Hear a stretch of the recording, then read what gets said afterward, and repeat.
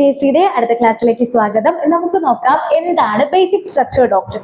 അപ്പോൾ basic structure ഡോക്ട്രിനിലേക്ക് പോകുന്നതിന് മുമ്പ് ഇമാജിൻ ചെയ്യാൻ ഞാൻ നിങ്ങളുടെ കയ്യിലൊരു പീസ് ഓഫ് പേപ്പർ തരാണ്. എന്നിട്ട് പറയാണ് ഈ പേപ്പർ ഉപയോഗിച്ച് നിങ്ങൾക്ക് വേണമെങ്കിൽ പേപ്പർ ഉപയോഗിച്ച് വേണമെങ്കിൽ ഒരു ബോട്ട് ഉണ്ടാക്കാം, അല്ലെങ്കിൽ ഒരു പ്ലെയിൻ ഉണ്ടാക്കാം, അങ്ങനെ എന്ത് വേണോ ഉണ്ടാക്കാം. പക്ഷേ ഈ പേപ്പർ ചുരുട്ടിക്കൂട്ടി ഡിസ്പോസ് ചെയ്യാൻ നിങ്ങൾക്ക് പറ്റുമോ?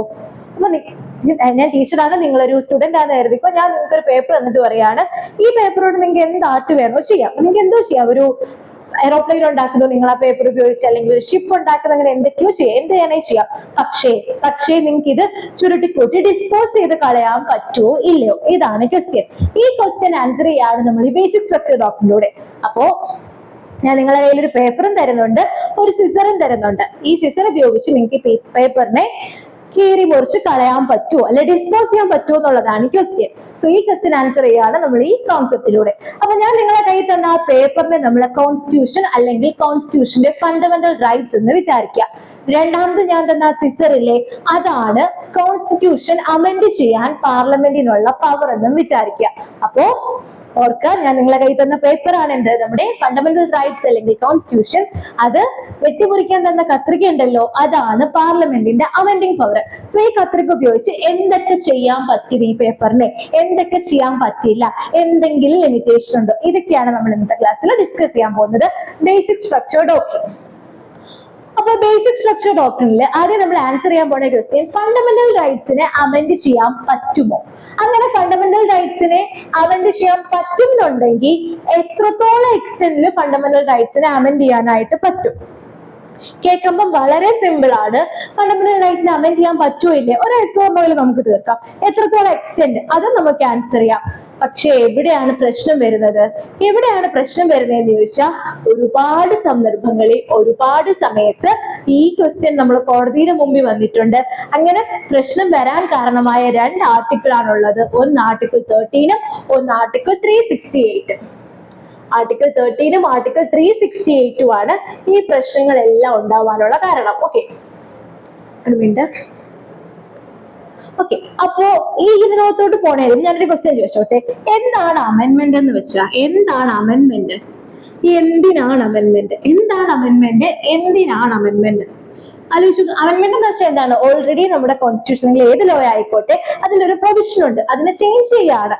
അപ്പൊ എന്തിന് നമ്മൾ അങ്ങനെ ചേഞ്ച് ചെയ്യണം? എന്തായിരിക്കും ചേഞ്ച് ചെയ്യാനുള്ള കാരണം? നമുക്കറിയാം, ഏകദേശം നമ്മുടെ കോൺസ്റ്റിറ്റ്യൂഷൻ നിങ്ങൾ പഠിക്കും, വേറെ ക്ലാസ്സസ് ഉണ്ട് കോൺസ്റ്റിറ്റ്യൂഷന്റെ ക്ലാസ് നിങ്ങൾ പഠിക്കും. എത്ര ദിവസം എടുത്താണ് കോൺസ്റ്റിറ്റ്യൂഷൻ ഡ്രാഫ്റ്റ് ചെയ്തത്, എന്തൊക്കെ ഡിബേറ്റ്സ് ഉണ്ടായിരുന്നു, ഏതൊക്കെ കമ്മിറ്റീസ് ഉണ്ടായിരുന്നു, ഇതൊക്കെ നമ്മൾ നോക്കും. ഏതാണ്ട് 3 വർഷത്തോളം എടുത്ത്, അല്ലെ 3 വർഷത്തോളം എടുത്ത് അത്രയും ചിന്തിച്ച്, അത്രയും ക്വാളിഫൈഡ് ആയിട്ടുള്ള നമ്മുടെ ചെറിയസ്റ്റ് ആയിട്ടുള്ള നമ്മുടെ നാഷണൽ ലീഡേഴ്സ് ഒരുപാട് കമ്മിറ്റീസ് ഉണ്ടാക്കി, അത്രയും സൂക്ഷ്മതയോടെ ഒരുപാട് ഡിബേറ്റിൽ കൂടെ കടന്നുപോയി, 2-3 ഡ്രാഫ്റ്റിലൂടെ കടന്നുപോയി, അങ്ങനെ കൊണ്ടുവന്ന നമ്മുടെ കോൺസ്റ്റിറ്റ്യൂഷനെ എന്തിന് അമെൻഡ് ചെയ്യണം? അങ്ങനെ അമെൻഡ് ചെയ്യേണ്ട ആവശ്യമുണ്ടോ? അങ്ങനെ അമെൻഡ് ചെയ്യേണ്ട ആവശ്യമുണ്ടെന്ന് കോൺസ്റ്റിറ്റ്യൂഷൻ തന്നെ പറയുന്നുണ്ട്. അങ്ങനെയുള്ള കോൺസ്റ്റിറ്റ്യൂഷന് ചെറിയൊരു മാറ്റമെങ്കിലും വരുത്തേണ്ട കാര്യമുണ്ടോ? ഉണ്ട് എന്ന് കോൺസ്റ്റിറ്റ്യൂഷൻ തന്നെ പറയുന്നുണ്ട്. കാര്യം എന്താണ്? അന്ന് കോൺസ്റ്റിറ്റ്യൂഷൻ നിലവിൽ വന്ന സമയത്ത് ഉണ്ടായിരുന്ന, കോൺസ്റ്റിറ്റ്യൂഷൻ നിലവിൽ വന്നപ്പോൾ നമ്മൾ 1956 ഉണ്ടായിരുന്ന സിറ്റുവേഷൻ ആണോ ഇപ്പോൾ ഉള്ളത്? ആ സോഷ്യൽ ആയിട്ടുള്ള എക്കണോമിക് ആയിട്ടുള്ള സിറ്റുവേഷൻസ് മാറുന്നതിനനുസരിച്ച് നമ്മുടെ കോൺസ്റ്റിറ്റ്യൂഷന്റെ ചേഞ്ചസ് കൊണ്ടുവരണം എന്ന് കോൺസ്റ്റിറ്റ്യൂഷൻ ഒബ്ജക്ട്സ് തന്നെ പറയുന്നുണ്ട്. സോ സൊസൈറ്റി ചേഞ്ച് ചെയ്യുന്നതിനനുസരിച്ച് ലോ ചേഞ്ച് ചെയ്യണം. അങ്ങനെ ചേഞ്ച് ചെയ്തില്ലെങ്കിൽ ലോ അവിടെ ഇരുന്ന് പോകും. സൊസൈറ്റിക്ക് വേണ്ടിയാണ് ലോ. സോ നമ്മൾ ചേഞ്ച് ചെയ്യുന്ന സോഷ്യൽ സിറ്റുവേഷനനുസരിച്ച്, ഇക്കണോമിക് സിറ്റുവേഷൻ അനുസരിച്ച് മാറ്റങ്ങൾ വരണം, മാറ്റങ്ങൾ കൊണ്ടുവന്നേ പറ്റൂ. അതുകൊണ്ടാണ് കോൺസ്റ്റിറ്റ്യൂഷനിൽ എന്ത് കൊണ്ടുവരുന്നത്? അമെൻഡ്മെന്റ്സ് കൊണ്ടുവരുന്നത്. സോ നമ്മൾ ഈ കോൺസ്റ്റിറ്റ്യൂഷണൽ അമെൻഡ്മെന്റ്സ് എന്തിനാണ് എന്ന് മനസ്സിലായില്ലേ? സോ നമ്മൾ എന്തോ പറഞ്ഞുകൊണ്ടിരുന്നത്, ഫണ്ടമെന്റൽ റൈറ്റ് അമെൻഡ് ചെയ്യാൻ പറ്റുമോ, എത്രത്തോളം അമെൻഡ് ചെയ്യാൻ പറ്റും, എന്തെങ്കിലും ലിമിറ്റേഷൻ ഉണ്ടോ? ഈസി ആയിട്ട് ആൻസർ ചെയ്യാൻ പറ്റുമെന്ന് പറഞ്ഞു. പക്ഷേ പ്രശ്നങ്ങളുണ്ട്. എന്താണ് പ്രശ്നം? അങ്ങനെ പ്രശ്നം ഉണ്ടാവാൻ 2 കാര്യമാണുള്ളത്. ഒന്ന് ആർട്ടിക്കിൾ 13 ഒന്ന് ആർട്ടിക്കിൾ 368. ഒന്ന് ആർട്ടിക്കിൾ 13 ആർട്ടിക്കിൾ 368. എന്താണ് ആർട്ടിക്കിൾ 13 ആർട്ടിക്കിൾ 368 കുഴപ്പം നോക്കാം. അപ്പൊ സിമ്പിൾ ആയിട്ട് പറഞ്ഞുതരാം. നിങ്ങൾ കോൺസ്റ്റിറ്റ്യൂഷനിൽ പഠിക്കും. ആർട്ടിക്കിൾ 13 ഉണ്ട്, 368 ഉണ്ട്, എല്ലാം ഫണ്ടമെന്റൽ റൈറ്റ്സ് ഒക്കെ പഠിക്കും. ആർട്ടിക്കിൾ 13 പറയുന്നുണ്ട് പാർലമെന്റിന് ഫണ്ടമെന്റൽ റൈറ്റ്സ് വൈലേറ്റ് ചെയ്യുന്ന രീതിയിൽ ഒരു ലോയും ഉണ്ടാക്കാൻ പാടില്ല. പാർലമെന്റിന് ഫണ്ടമെന്റൽ റൈറ്റ്സ് വൈലേറ്റ് ചെയ്യുന്ന രീതിയിൽ ഒരു നിയമവും ഉണ്ടാക്കരുത് എന്നാണ് ആർട്ടിക്കിൾ 13 കുറെ കാര്യങ്ങളുണ്ട്. നമ്മുടെ ഇന്നത്തെ ഡിസ്കഷന് വേണ്ടി ആർട്ടിക്കിൾ 13 ഒരു കണ്ടന്റ് ഇതാണ്. ഫണ്ടമെന്റൽ റൈറ്റിനെ വയലേറ്റ് ചെയ്യുന്ന രീതിയിൽ ഒരു ലോയും ഉണ്ടാക്കരുത്, ഒരു ലോയും ഉണ്ടാക്കരുത് എന്ന് എന്ത് പറയുന്നു? ആർട്ടിക്കിൾ 13 പറയുന്നു. നമ്മുടെ കോൺസ്റ്റിറ്റ്യൂഷൻ നിലവിൽ വന്നതിന് ശേഷം ഏതെങ്കിലും ലോ ഉണ്ടാക്കുമ്പോൾ ആ ലോ നമ്മുടെ ഫണ്ടമെന്റൽ റൈറ്റ്സിനെ കട്ടൈൽ ചെയ്യുന്നു എന്നുണ്ടെങ്കിൽ അത് വോയിഡ് എന്ന് നമ്മുടെ സുപ്രീം കോടതിക്ക് ഡിക്ലെയർ ചെയ്യാനുള്ള അവകാശം കോൺസ്റ്റിറ്റ്യൂഷൻ കൊടുക്കുന്നുണ്ട്. ആർട്ടിക്കിൾ 13 പറയുന്നു കോൺസ്റ്റിറ്റ്യൂഷൻ വന്നതിന് ശേഷം ഫണ്ടമെന്റൽ റൈറ്റ്സിനെ വയലേറ്റ് ചെയ്യുന്ന രീതിയിൽ ഒരു ലോയും ഉണ്ടാക്കരുത്. ഇനി കോൺസ്റ്റിറ്റ്യൂഷൻ വരുന്നതിന് മുൻപ് ഇവിടെ നമ്മൾ കോൺട്രാക്ട് ആക്ട് നോക്കി, ഇതൊക്കെ കോൺസ്റ്റിറ്റ്യൂഷൻ IPC ഒക്കെ മാറി ഭാരതീയ ന്യായ സംഹിതയൊക്കെ ആയിട്ടുണ്ട്. സോ IPC ഒക്കെ ആണെന്നുണ്ടെങ്കിലും കോൺസ്റ്റിറ്റ്യൂഷൻ നിലവിൽ വരുന്നതിന് മുമ്പുള്ള ലോസ് ആണ്. അങ്ങനെ കോൺസ്റ്റിറ്റ്യൂഷൻ നിലവിൽ വരുന്നതിന് മുമ്പുള്ള ലോസ് ഏതെങ്കിലും ഫണ്ടമെന്റൽ റൈറ്റ്സിനെ വയലേറ്റ് ചെയ്യുന്ന രീതിയിൽ എനാക്ട് ചെയ്തിട്ടുണ്ട് എന്നുണ്ടെങ്കിൽ, അല്ലെങ്കിൽ കോൺസ്റ്റിറ്റ്യൂഷൻ നിലവിൽ വരുന്നതിന് മുമ്പൊരു ലോ ഉണ്ട്, അത് നമ്മളെ കോൺസ്റ്റിറ്റ്യൂഷൻ നിലവിൽ വന്നപ്പോഴുള്ള ഫണ്ടമെന്റൽ റൈറ്റ്സുമായിട്ട് കോൺഫ്ലിക്റ്റ് ആണെന്നുണ്ടെങ്കിൽ ടു ദാറ്റ് എക്സ്റ്റെന്റ് അതും വോയിഡ് ആണ്, അല്ലെങ്കിൽ അതും സ്ട്രക്ക് ഡൗൺ ചെയ്യാൻ പറ്റും. അങ്ങനെ ഒരു ലോ ഉണ്ടാവാൻ പാടില്ല. സോ ആർട്ടിക്കിൾ 13 എന്ത് എൻഷുർ ചെയ്യുന്ന, ഇന്ത്യയിലും കോൺസ്റ്റിറ്റ്യൂഷൻ പ്രീ കോൺസ്റ്റിറ്റ്യൂഷണൽ ആയിക്കോട്ടെ പോസ്റ്റ് കോൺസ്റ്റിറ്റ്യൂഷണൽ ആയിക്കോട്ടെ ഫണ്ടമെന്റൽ റൈറ്റിനെ വയലേറ്റ് ചെയ്യുന്ന രീതിയിൽ ഒരു നിയമവും പാടില്ല, ഒരു നിയമവും പാടില്ല എന്നാണ് ആർട്ടിക്കിൾ 13 പറയുന്നത്. ഓക്കെ, ഒരു നിയമവും പറ്റില്ല എന്ന് ഇത് ആർട്ടിക്കിൾ പറഞ്ഞു, ആർട്ടിക്കിൾ 13 പറഞ്ഞു. അപ്പൊ അതാണ് ആർട്ടിക്കിൾ 13 പറഞ്ഞത്. ഇനി അടുത്ത ആള് ആർട്ടിക്കിൾ 13 പറഞ്ഞു, പ്രശ്നമൊന്നുമില്ല. ഫണ്ടമെന്റൽ റൈറ്റ്സ് നമ്മുടെ കോൺസ്റ്റിറ്റ്യൂഷനിലെ ഏറ്റവും ഇമ്പോർട്ടന്റ് ആയിട്ടുള്ള ഏത് പാർട്ടിലാണ് ഫണ്ടമെന്റൽ റൈറ്റ്സിനെ കുറിച്ച് പറയുന്നത്? പാർട്ട് 3. പാർട്ട് 3 ആർട്ടിക്കിൾ 12 തൊട്ട് ആർട്ടിക്കിൾ 35 വരെ പറയുന്ന ഫണ്ടമെന്റൽ റൈറ്റ്സ്, ഏറ്റവും ഇമ്പോർട്ടന്റ് ആയിട്ടുള്ള റൈറ്റ്സ്, നമ്മുടെ കോൺസ്റ്റിറ്റ്യൂഷന്റെ സുപ്രീം റൈറ്റ്സ് ആയിട്ടുള്ള ഫണ്ടമെന്റൽ റൈറ്റ്സിനെ വയലേറ്റ് ചെയ്യുന്ന രീതിയിൽ ഒരു നിയമം പോലും ഉണ്ടാക്കാൻ പാടില്ല എന്ന് പറയുന്നു ആർട്ടിക്കിൾ 13. ഓക്കെ, അത് ക്ലിയർ ആണ്. ആർട്ടിക്കിൾ 13 നിങ്ങൾക്ക് പഠിക്കും, അത് ഞാനിപ്പോ എക്സ്പ്ലെയിൻ ചെയ്യുന്നില്ല കാരണം അത് വേറെ ക്ലാസ് വരും. അപ്പോ അതാണ് ആർട്ടിക്കിൾ 13. ഇനി എന്നാലും എക്സ്പ്ലെയിൻ ചെയ്തു, ആർട്ടിക്കിൾ 13 ക്രക്സ് പറഞ്ഞു. അടുത്തതാണ് എന്ത്? ആർട്ടിക്കിൾ 368. ആർട്ടിക്കിൾ 368 നമ്മുടെ ഇന്നത്തെ ഡിസ്കഷൻ ആയിക്കോട്ടെ കുറച്ചധികം പ്രോസസ്സിലൂടെ കടന്ന ഒരു ആർട്ടിക്കിൾ ആണ്. ആർട്ടിക്കിൾ 368 പറയുന്നത് ആർട്ടിക്കിൾ 368 പറയുന്നത് എന്താണ്? ആർട്ടിക്കിൾ 368 പറയുന്നു പാർലമെന്റിന് കോൺസ്റ്റിറ്റ്യൂഷന്റെ ഏത് പാർട്ട് വേണോ അമെൻഡ് ചെയ്യാനുള്ള പവർ ഉണ്ട്. അമെൻഡ് ചെയ്യേണ്ട കാരണം എന്താ നമ്മൾ പറഞ്ഞല്ലോ. അപ്പൊ ആർട്ടിക്കിൾ 368 പ്രകാരം parliament can amend any part of the constitution, കോൺസ്റ്റിറ്റ്യൂഷന്റെ ഏത് പാർട്ട് വേണമെങ്കിലും പാർലമെന്റിന് അമെൻഡ് ചെയ്യാം. ഏതുപയോഗിച്ച്? ആർട്ടിക്കിൾ 368 ഉപയോഗിച്ച്. ഇവിടെയാണ് പ്രശ്നം. ആർട്ടിക്കിൾ 13 എന്തോ പറഞ്ഞു? ഫണ്ടമെന്റൽ റൈറ്റിനെ വയലേറ്റ് ചെയ്യുന്ന രീതിയിൽ ഒരു ലോയും പാർലമെന്റ് ഉണ്ടാക്കാൻ പാടില്ല. ആർട്ടിക്കിൾ 368 എന്തോ പറയുന്നു? നമ്മുടെ പാർലമെന്റിന് കോൺസ്റ്റിറ്റ്യൂഷന്റെ ഏത് പാർട്ട് വേണമെങ്കിലും അമെൻഡ് ചെയ്യാം. അങ്ങനെയാണെന്നുണ്ടെങ്കിൽ ഫണ്ടമെന്റൽ റൈറ്റിനെ വയലേറ്റ് ചെയ്യുന്ന രീതിയിൽ നിയമം ഉണ്ടാക്കരുത്, കോൺസ്റ്റിറ്റ്യൂഷനിൽ വേറെ ഒരു നിയമം ഉണ്ടാക്കരുത് എന്ന് പറഞ്ഞു. അങ്ങനെയാണെന്നുണ്ടെങ്കിൽ ആർട്ടിക്കിൾ 368 ഉപയോഗിച്ച് നമ്മുടെ പാർട്ട് 3A, നമ്മുടെ ഫണ്ടമെന്റൽ റൈറ്റ്സിനെ അമെൻഡ് ചെയ്യാൻ പറ്റുമോ? ഫണ്ടമെന്റൽ റൈറ്റ്സിനെ വയലേറ്റ് ചെയ്യുന്ന ലോയെ ഉണ്ടാക്കരുതെന്ന് പറഞ്ഞപ്പോൾ വരുന്ന ഒരു ക്വസ്റ്റ്യൻ ആണ് ഈ ആർട്ടിക്കിൾ 368 ഉപയോഗിച്ച് ഫണ്ടമെന്റൽ റൈറ്റിനെ തന്നെ അമെൻഡ് ചെയ്യാൻ പറ്റുമോ ഇല്ലേ? ഇവിടെയാണ് പ്രശ്നങ്ങൾ ആരംഭിക്കുന്നത്. പറ്റുന്ന കുറച്ച് ജഡ്ജ്മെന്റ് പറഞ്ഞിട്ടുണ്ട്, പറ്റില്ല എന്ന് കുറച്ച് ജഡ്ജ്മെന്റ് പറഞ്ഞിട്ടുണ്ട്. അവസാനം എന്തായി നോക്കാം. സോ പ്രശ്നം മനസ്സിലായല്ലോ. ആർട്ടിക്കിൾ 13 എന്തോ പറയുന്നത്? ഫണ്ടമെന്റൽ റൈറ്റ്സിനെ വയലേറ്റ് ചെയ്യുന്ന രീതിയിൽ, ഫണ്ടമെന്റൽ റൈറ്റ്സിനെ ഭിന്നിപ്പിക്കുന്ന രീതിയിൽ ഒരു നിയമവും ഉണ്ടാക്കാൻ പാടില്ല. ആർട്ടിക്കിൾ 368 എന്തോ പറയുന്നു? ആർട്ടിക്കിൾ 368 പറയുന്നു എന്ത് പറയുന്നു? ആർട്ടിക്കിൾ 368 പറയുന്നു പാർലമെന്റിന് പവർ ഉണ്ട്, കോൺസ്റ്റിറ്റ്യൂഷന്റെ ഏത് പാർട്ടും അമെൻഡ് ചെയ്യാനുള്ള പവർ ആർക്കുണ്ട്? പാർലമെന്റിനുണ്ട്. അപ്പൊ ആർട്ടിക്കിൾ 368 ഉപയോഗിച്ച് ഫണ്ടമെന്റൽ റൈറ്റ് വയലേറ്റ് ചെയ്യുന്ന രീതിയിൽ, അല്ല ഫണ്ടമെന്റൽ റൈറ്റിനെ അമെൻഡ് ചെയ്യാൻ പറ്റൂ. ഫണ്ടമെന്റൽ റൈറ്റിനെ ഡോണ്ട് ടച്ച് ഫണ്ടമെന്റൽ റൈറ്റ് എന്നാണ് ആർട്ടിക്കിൾ 13 പറയുന്നത്. എന്നാൽ ഫണ്ടമെന്റൽ റൈറ്റിനെ തന്നെ അമെൻഡ് ചെയ്യാൻ ആർട്ടിക്കിൾ 368 പറ്റൂ. ഇതാണ് നമ്മുടെ ഡിസ്കഷൻ. നമ്മുടെ ഡിസ്കഷനല്ല, കുറെ കാലം ഇതൊരു ഡിസ്കഷൻ ആയിരുന്നു. ആ ഡിസ്കഷനിൽ ഇവോൾവ് ചെയ്ത് വന്ന ഡോക്ട്രിൻ ആണ് ഡോക്ട്രിൻ ഓഫ് ബേസിക് സ്ട്രക്ചർ. നോക്കാം. സോ ഇനി ഒരു കഥ കേട്ടോ. നമ്മൾ പഠിക്കുന്ന സമയത്ത് കുറച്ച് കൺഫ്യൂസിങ് ആയിട്ടൊക്കെ തോന്നും, പക്ഷെ ഇൻട്രസ്റ്റിംഗ് ആയിട്ടുള്ള ടോപ്പിക്കാണ്. നോക്കോ, എങ്ങനെയാണ് നമ്മൾ ബേസിക് സ്ട്രക്ചർ ഇവോൾവ് ചെയ്ത് വന്നതെന്നാണ് ആദ്യം നമ്മൾ നോക്കുന്നത്. അപ്പൊ പറഞ്ഞല്ലോ, നമുക്കൊരു ഇത് കഴിഞ്ഞിട്ടൊരു സ്കോർ കാർഡ് വരയ്ക്കാം. അപ്പോ നമ്മളെ കോൺസ്റ്റിറ്റ്യൂഷൻ നിലവിൽ വന്ന സമയത്ത് ഇപ്പോ ഉള്ള ഫണ്ടമെന്റൽ റൈറ്റ്സ് കൂടാതെ ഈ ആർട്ടിക്കിൾ ഇപ്പൊ നമ്മളെ കോൺസ്റ്റിറ്റ്യൂഷൻ എടുത്ത് നോക്കിയാൽ പാർട്ട് 3 കാണുന്ന ആർട്ടിക്കിൾ 12 തൊട്ട് ആർട്ടിക്കിൾ 35 വരെ നമുക്ക് 6 ഫണ്ടമെന്റൽ റൈറ്റ് ആയിട്ടൊക്കെ കാറ്റഗറൈസ് ചെയ്യാം. ഇതൊക്കെ നിങ്ങൾ പഠിക്കും. അത് കൂടാതെ ഒരു ഫണ്ടമെന്റൽ റൈറ്റും കൂടി ഉണ്ടായിരുന്നു കോൺസ്റ്റിറ്റ്യൂഷൻ നിലവിൽ വന്ന സമയത്ത്. അതേതാണ്? അപ്പൊ ഒറിജിനലി 7 ഫണ്ടമെന്റൽ റൈറ്റ്സ് ഇപ്പൊ 6 ഉള്ളൂ.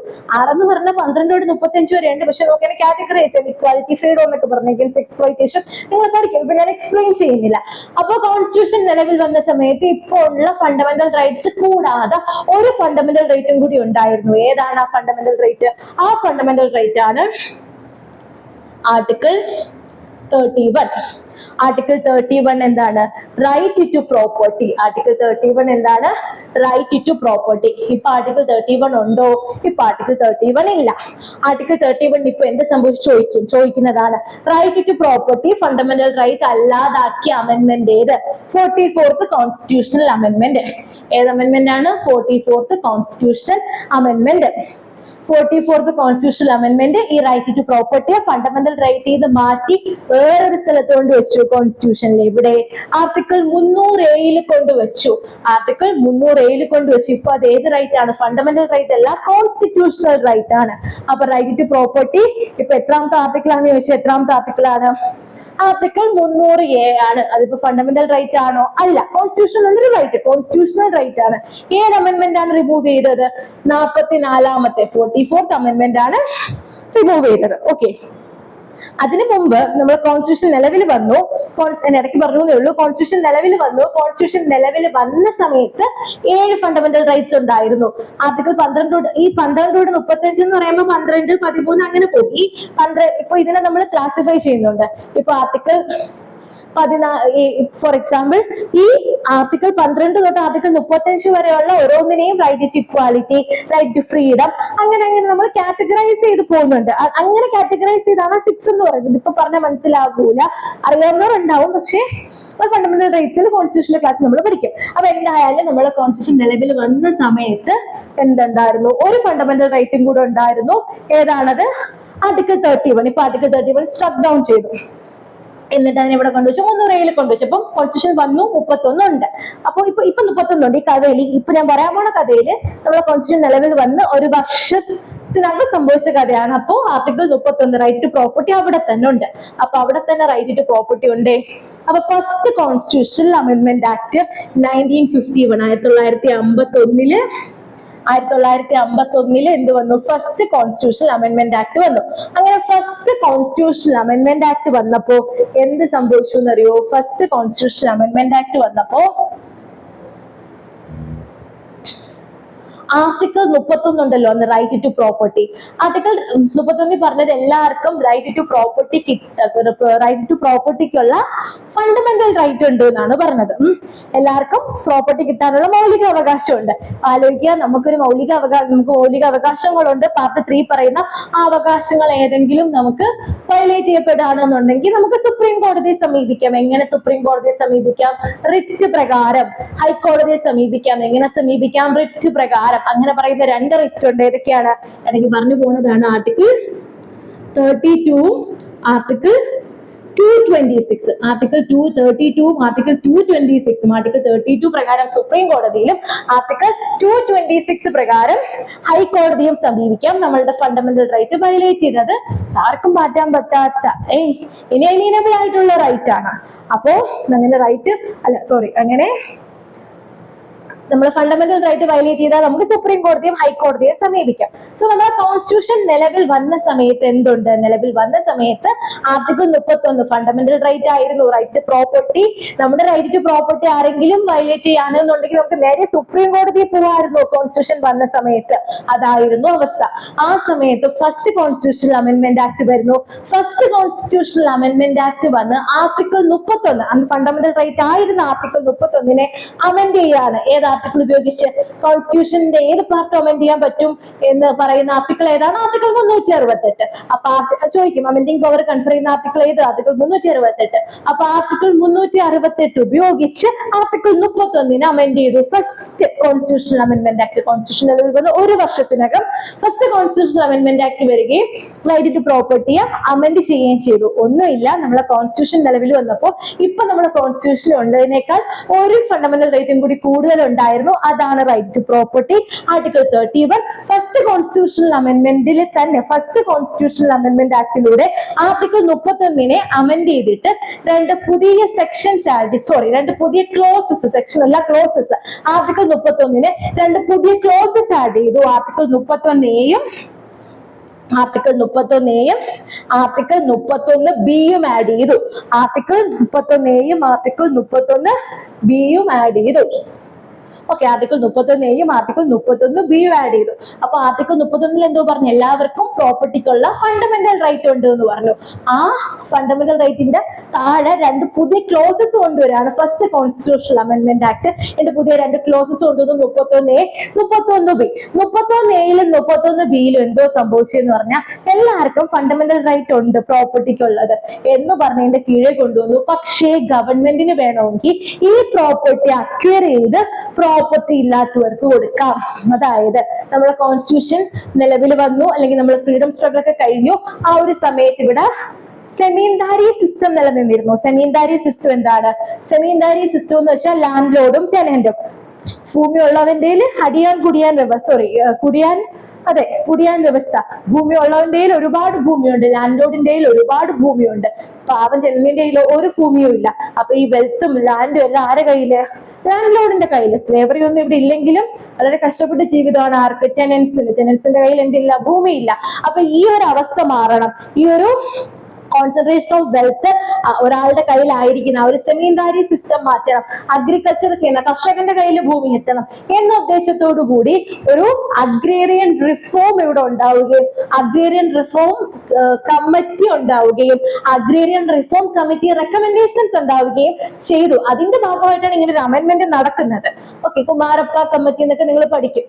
അപ്പൊ ഒന്നുമില്ല, നമ്മളെ സ്വാതന്ത്ര്യം കിട്ടിയ സമയത്ത് സെമീൻദാരി സിസ്റ്റം ഉണ്ടായിരുന്നു, ലാൻഡ് ലോഡിങ് ടെനന്റും ഉണ്ട്, ഭൂമിയൊക്കെ ഒരാളുടെ കയ്യിലാണ്. അപ്പൊ പാവപ്പെട്ട കർഷകനും കൂടി ഭൂമി കൊടുക്കണം എന്ന ഉദ്ദേശത്തോടു കൂടിയാണ് ഫസ്റ്റ് കോൺസ്റ്റിറ്റ്യൂഷണൽ അമെന്റ്മെന്റ് ആക്ട് എന്തുകൊണ്ടുവരുന്നത്?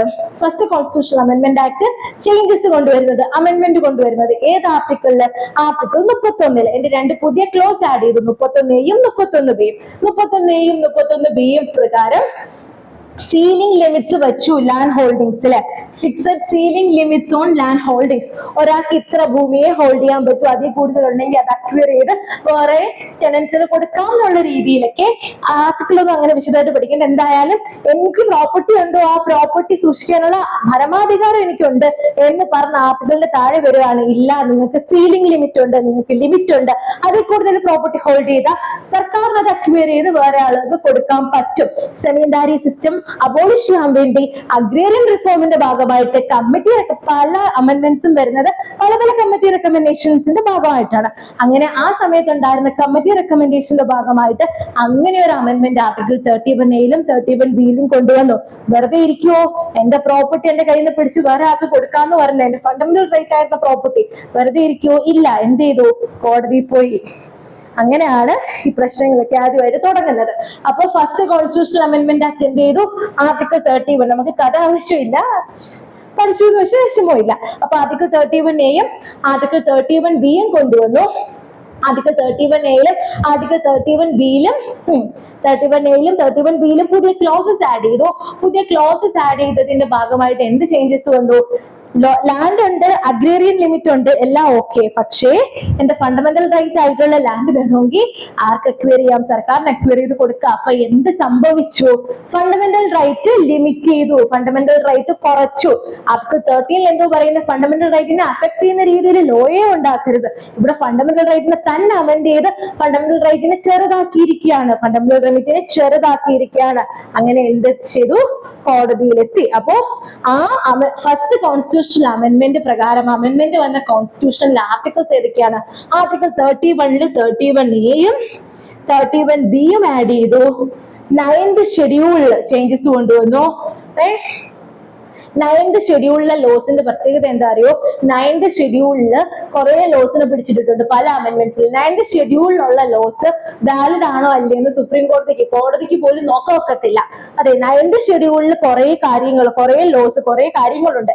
ഈ കാര്യങ്ങളുടെ വാലിഡ് ആണോ അല്ലെങ്കിൽ ഈ കാര്യങ്ങൾ കോൺസ്റ്റിറ്റ്യൂഷൻ അഗൈൻസ്റ്റ് ആണോ എന്നുള്ളത് സുപ്രീം കോടതിക്ക് പോലും നോക്കാൻ പറ്റില്ല എന്നൊരു സ്ഥിതിയായിരുന്നു ഉണ്ടായിരുന്നത്. നയൻത് ഷെഡ്യൂളില് കുറച്ച് ചേഞ്ചസ് കൊണ്ടുവന്നു. 19 clause 1 clause G, 19 clause 1 clause G എന്താണ്? ഫ്രീഡം ഓഫ് ട്രേഡ് പ്രൊഫഷൻ ആണ്. അതിനകത്ത് 19 clause 1 clause G എന്ന് പറയുന്ന ഒരു പുതിയ റെസ്ട്രിക്ഷൻ ആഡ് ചെയ്തു. നിങ്ങൾ പഠിക്കും.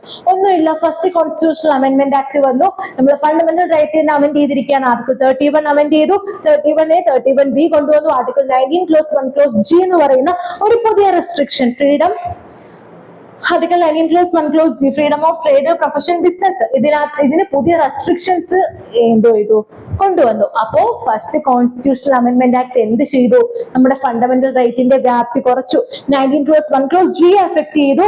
ആർട്ടിക്കിൾ 31Aയും 31Bയും കൊണ്ടുവന്ന് ആർട്ടിക്കിൾ 31നെ എഫക്ട് ചെയ്തു. സോ നമ്മുടെ ഫണ്ടമെന്റൽ റൈറ്റ്സിന്റെ വ്യാപ്തി കുറഞ്ഞു, ഫണ്ടമെന്റൽ റൈറ്റ്സിനെ തന്നെ എഫക്ട് ചെയ്തു. അവിടെയാണ് പ്രശ്നങ്ങളുടെ തുടക്കം. അങ്ങനെയാണ് എന്ത് ചെയ്യുന്നത്? അപ്പോ അങ്ങനെ ഈ കേസ് എവിടെ എത്തി? കോടതിയിൽ എത്തി. നമുക്കൊരു സ്കോർ കാർഡ് വരയ്ക്കാം.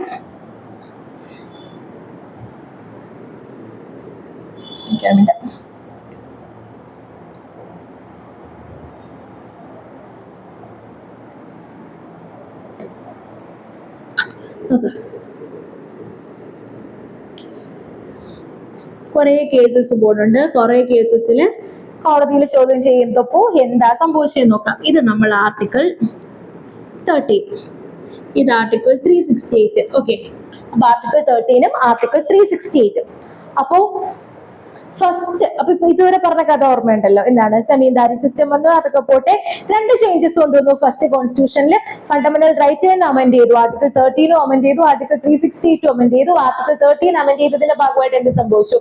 ആർട്ടിക്കിൾ 13 അമെന്റ് ചെയ്തതിന്റെ ഭാഗമായിട്ട് 13Aയും Bയും കൊണ്ടുവന്നു, 13ന്റെ വ്യാപ്തി കുറച്ചു. അതേ കണക്ക് 19 clause 1 clause Gയിൽ അമെന്റ്മെന്റ് കൊണ്ടുവന്നു, ഫണ്ടമെന്റൽ റൈറ്റ് തന്നെ അമെന്റ് ചെയ്തു. അപ്പൊ കോടതി പോയിട്ട് ഫണ്ടമെന്റൽ റൈറ്റ്സ് റെഡ്യൂസ് ചെയ്തേ. അങ്ങനെ കോടതി പോയി ഇവര് പറഞ്ഞു ഇത് പറ്റില്ല, ഫണ്ടമെന്റൽ റൈറ്റ്സിനെ അഫക്ട് ചെയ്യുന്ന രീതിയിൽ ലോസ് ഉണ്ടാക്കാനേ പറ്റില്ല, ഫണ്ടമെന്റൽ റൈറ്റ്സിനെ വയലേറ്റ് ചെയ്യുന്ന ലോ ആണ് 368 അല്ല 13 ആണ് വലുത്. 13 വയലേറ്റ് ചെയ്യുന്ന രീതിയിൽ 368 ഉപയോഗിച്ച് അമെന്റ്മെന്റ്സ് കൊണ്ടുവരാൻ പറ്റില്ല എന്ന് പ്രഖ്യാപിക്കണം എന്ന് പറഞ്ഞാണ് എവിടെ ചെന്നത്? കോടതി ചെന്നത്. അങ്ങനെ വന്ന ഫസ്റ്റ് കേസ് ആണ്, വെരി ഇമ്പോർട്ടന്റ് ഫസ്റ്റ് കേസ് ആണ്, Shankari Prasad versus Union of India. എന്നാണ്? Shankari Prasad versus Union of India, 1951 case. 1951 amendment വരുന്നത്. ഏതാണ് case? Shankari Prasad versus Union of India. Important case ആണ്. അപ്പോ ഫസ്റ്റ് കോൺസ്റ്റിറ്റ്യൂഷണൽ അമെന്റ്മെന്റ് ആക്ടിനെ ചലഞ്ച് ചെയ്ത് കോടതി പോയ കേസ് ഏതാണ്? Shankari Prasad versus Union of India, 1951 case ആണ്. ആ കേസിൽ എന്താണ് പറഞ്ഞത്? ആർട്ടിക്കിൾ 13 അല്ലെങ്കിൽ ഫണ്ടമെന്റൽ റൈറ്റ്സിനെ വയലേറ്റ് ചെയ്യുന്ന രീതിയിൽ അമെന്റ്മെന്റ്സ് കൊണ്ടുവരാൻ പറ്റില്ല. ആർട്ടിക്കിൾ 13 ആണ് വലുത്. ആർട്ടിക്കിൾ 13 പറയുന്നുണ്ട് ഫണ്ടമെന്റൽ റൈറ്റ്സിനെ വയലേറ്റ് ചെയ്യുന്ന രീതിയിൽ ലോസ് കൊണ്ടുവരരുതെന്ന്. അതുകൊണ്ട് 368 പ്രകാരം കൊണ്ടുവന്ന അമെന്റ്മെന്റ് വെട്ടിക്കളയണം, സ്റ്റക്ക് ഡൗൺ ചെയ്യണം. ഇതായിരുന്നു ശങ്കരി പ്രസാദിന് ഉന്നയിച്ച കണ്ടൻഷൻ. ഇമ്പോർട്ടന്റ് ആണ്. ഫസ്റ്റ് കോൺസ്റ്റിറ്റ്യൂഷണൽ അമെന്റ്മെന്റ് ചലഞ്ച് ചെയ്ത കേസ് ഏത്? Shankari Prasad versus Union of India. 13ഉം 368 തമ്മിലുള്ള യുദ്ധമാണ്. 13 ആണ് വലുത്, 368 അല്ല വലുത് എന്നൊക്കെയാണ്. നമുക്ക് അങ്ങനെ പറഞ്ഞു എന്നല്ല, അതായത് 368 ഉപയോഗിച്ച് ഫണ്ടമെന്റൽ റൈറ്റിനെ വയലേറ്റ് ചെയ്യുന്ന രീതിയിൽ ലോ ഉണ്ടാക്കാനേ പറ്റില്ല. അപ്പൊ ഫണ്ടമെന്റൽ റൈറ്റിനെ തന്നെ എങ്ങനെ കുറയ്ക്കാം? ഇതാണ് ആ കേസിൽ ചോദിച്ചത്. അപ്പൊ ഈ കേസിൽ കോടതി പറഞ്ഞു parliament can amend fundamental rights. പാർലമെന്റിന് ഫണ്ടമെന്റൽ റൈറ്റ് അമെൻഡ് ചെയ്യാനായിട്ട് പറ്റും. അതായത് 368 പ്രകാരം ഇപ്പൊ അമെൻഡ് ചെയ്തല്ലോ ആർട്ടിക്കിൾ 31, അത് കുഴപ്പമില്ല, പാർലമെന്റിന് ഫണ്ടമെന്റൽ റൈറ്റ് അമെൻഡ് ചെയ്യാനായിട്ട് പറ്റും. കാരണം ആർട്ടിക്കിൾ 13 ഓർഡിനറി ലോസിന് മാത്രമാണ് ആപ്ലിക്കബിൾ. ആർട്ടിക്കിൾ 13 പറയുന്നത് parliament cannot make any law എന്നല്ലേ. ഓർഡിനറി ലോസ് ഒന്നും ഉണ്ടാക്കാൻ പറ്റില്ല ഫണ്ടമെന്റൽ റൈറ്റ്സിനെ വയലേറ്റ് ചെയ്യുന്ന രീതിയിൽ. പക്ഷേ 368 പറയുന്ന കോൺസ്റ്റിറ്റ്യൂഷണൽ അമെന്റ്മെന്റ് ഒരു ഓർഡിനറി ലോ അല്ല. അതൊരു ഓർഡിനറി ലോ അല്ല. എന്താണ് ലോ, എന്താണ് സ്ഥിരത, അതൊക്കെ വിട്. എന്തായാലും ഇവരെന്തോ പറഞ്ഞു? ആർട്ടിക്കിൾ 368 പറയുന്ന കോൺസ്റ്റിറ്റ്യൂഷണൽ അമെന്റ്മെന്റ് ഒരു ഓർഡിനറി ലോ അല്ല. ആർട്ടിക്കിൾ 13 പറയുന്നത് ഓർഡിനറി ലോസ് ഉണ്ടാക്കാൻ പറ്റില്ല ഫണ്ടമെന്റൽ റൈറ്റിനെ വയലേറ്റ് ചെയ്യുന്ന രീതിയിൽ. പക്ഷെ ആർട്ടിക്കിൾ 368 പറയുന്ന കോൺസ്റ്റിറ്റ്യൂഷണൽ അമെന്റ്മെന്റ് ഓർഡിനറി ലോ അല്ല. അത് ഓർഡിനറി ലോ അല്ലാത്തത് കൊണ്ട് തന്നെ ഫണ്ടമെന്റൽ റൈറ്റിനെ വയലേറ്റ് ചെയ്തു അല്ലെങ്കിൽ ഫണ്ടമെന്റൽ റൈറ്റിനെ അമെന്റ് ചെയ്തു എന്ന് പറഞ്ഞ് കുഴപ്പമില്ല. അതുകൊണ്ട് ആർട്ടിക്കിൾ 368 പ്രകാരം ഫണ്ടമെന്റൽ റൈറ്റിനെ അമെന്റ് ചെയ്യാം. അതുകൊണ്ട് first constitutional amendment act okay ആണ്. First constitutional amendment act okay ആണ് എന്ന് പറഞ്ഞു. First constitutional amendment act okay. അപ്പൊ ഇവിടെ ആർക്ക് പോയിന്റ് കിട്ടി? പോയിന്റ് ആർക്ക് കിട്ടി? പോയിന്റ് നമ്മുടെ 300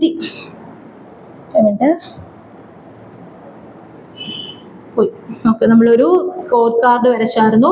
സ്കോർ കാർഡിൽ ആരൊക്കെ ഉണ്ടായിരുന്നു? ഇത് നമ്മൾ ആർട്ടിക്കിൾ 13, ഇത് നമ്മൾ ആർട്ടിക്കിൾ 368. അപ്പൊ ശങ്കരി പ്രസാദിന്റെ കേസില് പോയിന്റ് ആർക്ക് കിട്ടി? ഒരു പോയിന്റ് ആർക്ക് കിട്ടി? ആർട്ടിക്കിൾ 368 കിട്ടി. ആർട്ടിക്കിൾ 368 ആണ്. ആർട്ടിക്കിൾ 368 പറയുന്ന കോൺസ്റ്റിറ്റ്യൂഷണൽ അമെന്റ്മെന്റ് ലോ എന്ന് പറയുന്ന പെർവ്യൂല് വരില്ല. അങ്ങനെ ലോ എന്ന് പറയുന്ന പെർവ്യൂല് വരാത്തത് കൊണ്ട് തന്നെ അമെന്റ് ചെയ്യാം എന്ന് പറഞ്ഞു. ഏത് കേസില്? Shankari Prasad versus Union of India. Okay.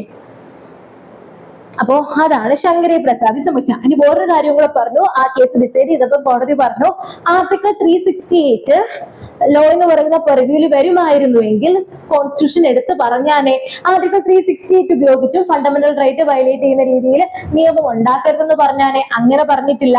അതുകൊണ്ട് ഈ പറയുന്ന ആർട്ടിക്കിൾ 13 പറയുന്ന ലോസ് അല്ലെങ്കിൽ ആർട്ടിക്കിൾ 13 പറയുന്ന കാര്യങ്ങൾ ഏതിന് മാത്രമാണ് ആപ്ലിക്കബിൾ? ആർട്ടിക്കിൾ 13 പറയുന്ന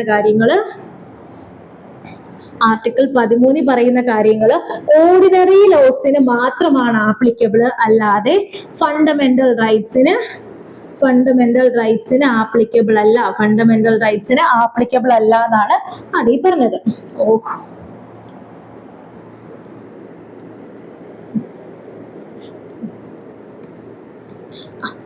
ഫണ്ടമെന്റൽ റൈറ്റ്സിന് ആപ്ലിക്കബിൾ അല്ല എന്നാണ് അതീ പറഞ്ഞത്. ഓക്കെ. അപ്പൊ ആർട്ടിക്കിൾ 13, 368. നമുക്ക് ആദ്യത്തെ കേസിൽ ശങ്കരി പ്രസാദ് കേസിൽ സ്കോർ ചെയ്തത് ആരാണ്? ആർട്ടിക്കിൾ 368 ആണല്ലേ. ആർട്ടിക്കിൾ 368 ആണ് സ്കോർ ചെയ്തത്. ഓക്കെ. അപ്പോ അത് കഴിഞ്ഞു. അപ്പോ ആ കേസ് കഴിഞ്ഞു. അത് കഴിഞ്ഞിട്ട് അങ്ങനെ ഇരുന്ന സമയത്താണ് അടുത്ത ഒരു അമെന്റ്മെന്റ് വരുന്നത്.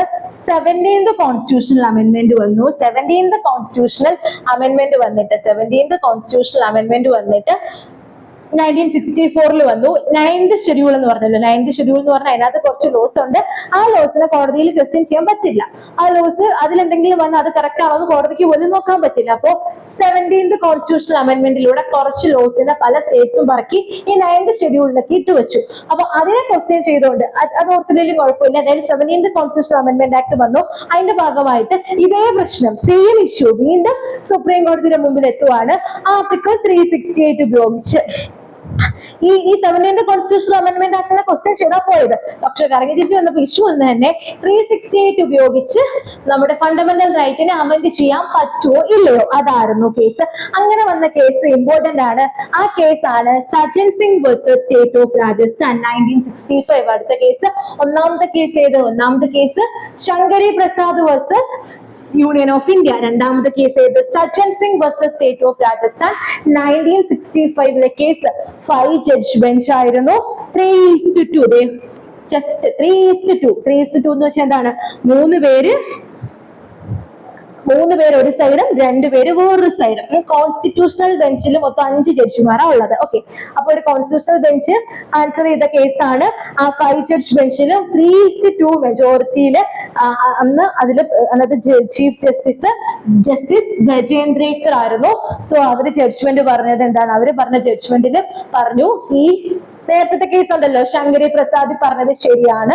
ആർട്ടിക്കിൾ 368 ഉപയോഗിച്ച് ഫണ്ടമെന്റൽ റൈറ്റ്സിനെ അമെന്റ് ചെയ്യാനായിട്ട് പറ്റും. അങ്ങനെ ഒരു ഉദ്ദേശം ഇല്ലായിരുന്നു എന്നുണ്ടെങ്കിൽ നമ്മുടെ കോൺസ്റ്റിറ്റ്യൂഷൻ ഉണ്ടാക്കിയ ആളുകൾ അല്ലെങ്കിൽ കോൺസ്റ്റിറ്റ്യൂഷൻ തന്നെ എടുത്ത് പറഞ്ഞാലേ 368 ഉപയോഗിച്ച് ഫണ്ടമെന്റൽ റൈറ്റ്സിനെ അമെന്റ് ചെയ്യാൻ പറ്റില്ല എന്ന് പറഞ്ഞാലേ. അങ്ങനെ പറഞ്ഞിട്ടില്ലല്ലോ. അങ്ങനെ പറയാത്ത സമയത്ത് ആർട്ടിക്കിൾ 368 ഉപയോഗിച്ച് ഫണ്ടമെന്റൽ റൈറ്റ്സിനെ അമെന്റ് ചെയ്യാൻ പറ്റും. എന്നാണ് ഈ Sajjan Singh versus State of രാജസ്ഥാനിൽ വീണ്ടും സുപ്രീം കോടതി പറഞ്ഞത്. സെയിം ഡിസിഷൻ അല്ലെങ്കിൽ അപ്ഹെൽഡ് ചെയ്തു എന്ന് വെച്ചാൽ ശരിവെച്ചു. ഏത് ഡിസിഷൻ ശരിവെച്ചു? നമ്മുടെ ശങ്കരി പ്രസാദിന്റെ ഡിസിഷൻ ശരിവെച്ചു. അപ്പോ 368 പ്രിവെയിൽ ചെയ്യുമെന്ന് വീണ്ടും പറഞ്ഞു സുപ്രീം കോടതി. സോ അതാണ് രണ്ടാമത്തെ കേസ്. അപ്പൊ first constitution amendment act challenge ചെയ്ത് ശങ്കരി പ്രസാദ് പോയപ്പോൾ പറഞ്ഞു 368 ഉപയോഗിച്ച് നിങ്ങൾ 13-നെ അഫക്ട് ചെയ്യത്തില്ല, ഫണ്ടമെന്റൽ റൈറ്റിനെ അമെന്റ് ചെയ്തു എന്ന് പറഞ്ഞു. സെക്കൻഡ് സജ്ജൻ സിംഗിൽ അത് തന്നെ പറഞ്ഞു, എന്ത് 368 ഉപയോഗിച്ച് ഫണ്ടമെന്റൽ റൈറ്റ്സിനെ അമെന്റ് ചെയ്യാം. ഇതിൽ രണ്ടിലും പറഞ്ഞൊരു കോൺസെപ്റ്റ് അതാണ്, ഈ ആർട്ടിക്കിൾ 13 ലോ ഫണ്ടമെന്റൽ റൈറ്റിനെ വയലേറ്റ് ചെയ്യുന്ന രീതിയിൽ ലോ ഉണ്ടാക്കാൻ പറ്റില്ല എന്ന് പറയുമ്പോൾ ഓർഡിനറി ലോസ് ആണ്. കോൺസ്റ്റിറ്റ്യൂഷണൽ അമെന്റ്മെന്റ് പ്രകാരം വരുന്ന ലോസ് അതിൽ പെടില്ല എന്നൊരു റേഷ്യോ ആണ് പറഞ്ഞത്. എന്തായാലും അമെന്റ് ചെയ്യാൻ പറ്റും. ആർട്ടിക്കിൾ 368 ഉപയോഗിച്ച് ഫണ്ടമെന്റൽ റൈറ്റ്സ് അമെന്റ് ചെയ്യാൻ പറ്റും തന്നെ പറഞ്ഞു. ആർട്ടിക്കിൾ 368 ആണ് കോൺസ്റ്റിറ്റ്യൂഷന് അമെന്റിംഗ് പവർ കൊടുക്കുന്ന ആർട്ടിക്കിൾ. Okay, article. അപ്പോ ഇതാണ് രണ്ടാമത്തെ കേസ്, സജ്ജൻ സിംഗ് വേഴ്സസ്. അപ്പൊ ഈ കേസിൽ ഈ ജസ്റ്റിസ്, ഈ പേരൊക്കെ ജസ്റ്റിസ് ചേന്ദ്രേക്കറിന്റെ പേരൊക്കെ ഓർമ്മിച്ച് വെക്കാൻ പറ്റുമെങ്കിൽ ഓർമ്മിച്ച് വെച്ചു. ചീഫ് ജസ്റ്റിസ് ആയിരുന്നു. അങ്ങനെ ഡിസിഷൻ വന്നു. ഓക്കെ.